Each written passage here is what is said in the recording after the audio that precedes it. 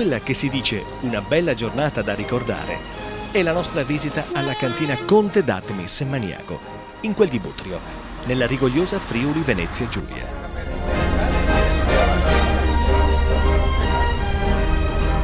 Io sono Renzo. Non mi vedrete durante il film perché sono dietro alla macchina da ripresa.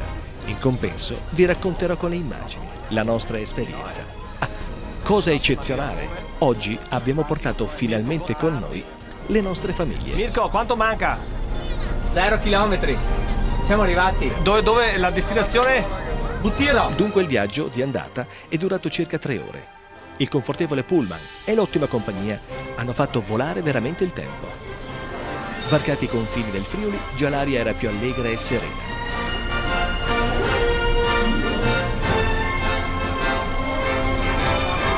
Ad attenderci all'arrivo il padrone, Alberto d'Artemis, titolare di questa piccola chicca del Friuli. Assieme a lui c'era Paolo Girotto, il nostro agente di zona.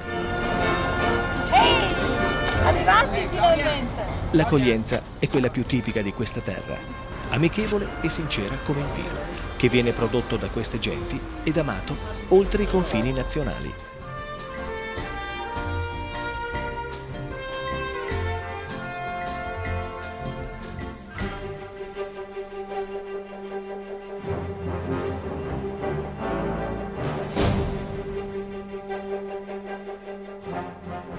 Questo lo vendiamo a Bassano, i nostri clienti.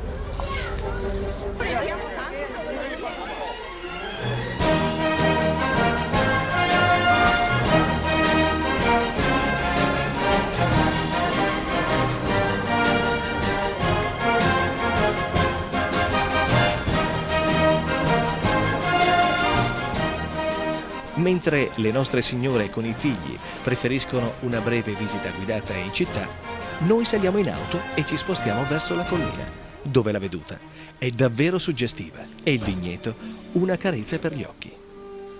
Alberto d'Artemis, da buon intrattenitore, ci ha parlato di come si lavora qui in vigna, spiegandoci con semplicità le tecniche di un tempo fino alla moderna tecnologia che ha rivoluzionato il modo di produrre il vino. Anche se francamente tra i filari la tecnologia conta ben poco. Del resto l'esperienza tramandata dai nonni ha sempre dato degli ottimi risultati. Adesso rimane un anno a riposo e nel 99, nella primavera del 99, metteremo il vigneto. E quindi anche in campagna ci sono i sistemi di allevamento che erano in essere 30-35 anni fa. Questo è un Sauvignon, un vecchio Sauvignon. Questo è un Pinot Grigio, questo ha 20 anni. Vedete che cambia il sistema di allevamento. Sono sempre a spalliera, però qui abbiamo una vite ogni metro, ogni metro 10. Qui invece abbiamo 2 viti accoppiate sullo stesso palo. Un sistema di allevamento usato quando la gente andava a lavorare in fabbrica, quando non c'era manodopera. Quando serviva una meccanizzazione, quando le aziende che ci facevano i trattori non ce li facevano per noi. Dovevamo fare il vigneto per le misure del trattore. Una gestione del suolo pessima. Le viti hanno le radici a cerchio, avendo 2 radici sullo stesso palo, le radici sono in competizione. Se voi vedete la dimensione del tronco della vite, hanno quasi la stessa dimensione, vuol dire che quello è un sistema di allevamento che invecchia le viti. Qui alle nostre spalle invece abbiamo un vigneto che ha 6 anni. Siamo praticamente tornati a quello che si faceva 30-40 anni fa, una vite ogni metro, e studiare qual è il sistema migliore. Quindi diciamo che in cantina tanta tecnologia, in campagna no, in campagna tante cose vecchie. Una volta si utilizzavano i pali di acacia come tutore, robinia, difficile da trovarsi. Allora i paesi dell'est, i tedeschi dell'est ci hanno dato le punte di pino, quei bei paletti tondi, uno bello uguale all'altro, tutti altri uguali. Non durano niente. Allora siamo andati a cercare le acace che sono migliori. Lo utilizzano per esempio contro il mal dell'esca dei prodotti a base di arseniato, quindi arsenico. Da noi sono vietati. Da noi i prodotti che si usano in campagna sono tutti autorizzati dal Ministero della Sanità, dal loro Ministero dell'Agricoltura. Da noi sono molto più lunghi i tempi di autorizzazione di un prodotto. Il castello fa parte del... No, il castello era dei Cuso, vecchio castello di cui adesso rimane solo la chiesa, perché il castello metà del Settecento è stato raso al suolo, se non erro, dopo ricordo bene, dai Savognani, o da Gorizia, adesso non mi ricordo, per esempio la torre di sinistra la si vede che è fatta così a mattoni, è una costruzione tipica del Novecento.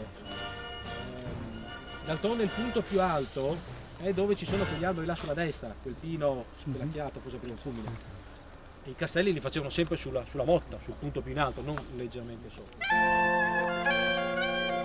È bello notare quanta passione c'è in tutto questo e i sacrifici sono un'enormità per chi fa questo antico mestiere.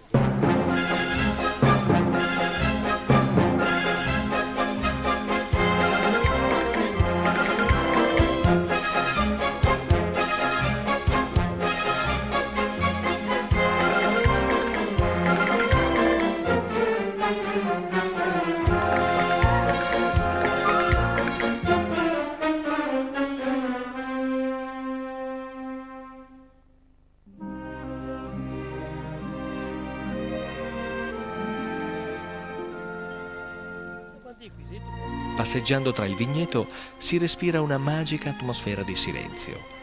Il paesaggio qui è come la sua gente, ti mette a tuo agio. Coccolati con il picolit, quel famoso e raro nettare di questa terra, che per i friulani l'offrirlo al forestiero è un segno di ospitalità. Ma tanto è scarsa la sua produzione che è impensabile porlo in commercio.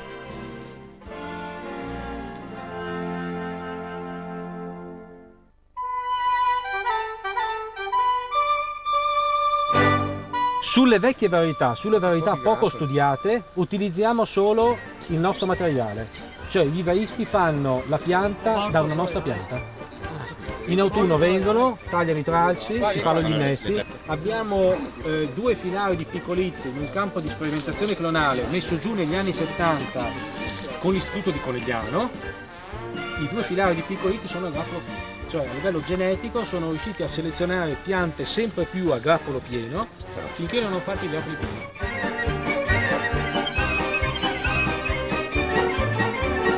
Più di una volta c'è venuto il dubbio che fosse meglio eliminarla e fare tutte in vasche di acciaio inox, più moderne, più facili da tenere pulite, meno manutenzione.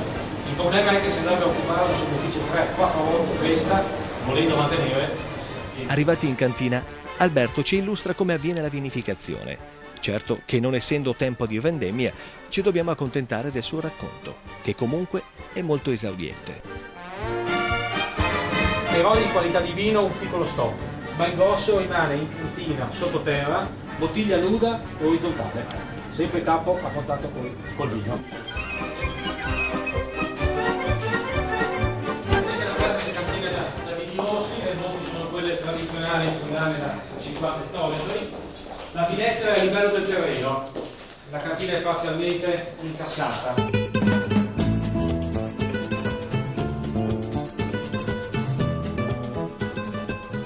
L'excursus ha il suo epilogo nella degustazione, dove abbiamo l'occasione di assaggiare i vini prodotti da questa simpatica azienda.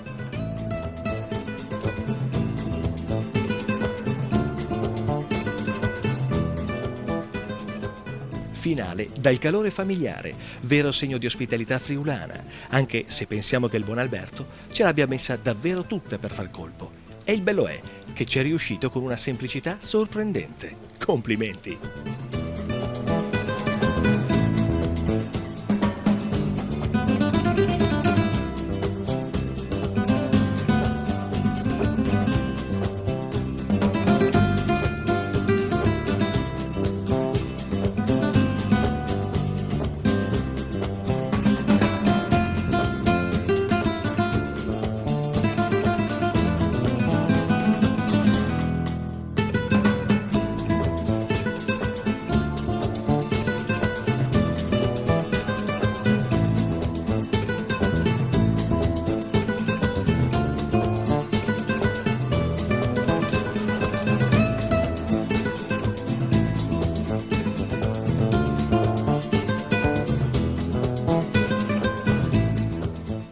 Ma le sorprese non sono finite ed ecco un inedito assolo del collega Franco, impegnato a corteggiare la sua signora Ma poi, che sia stato così che l'ha conquistata?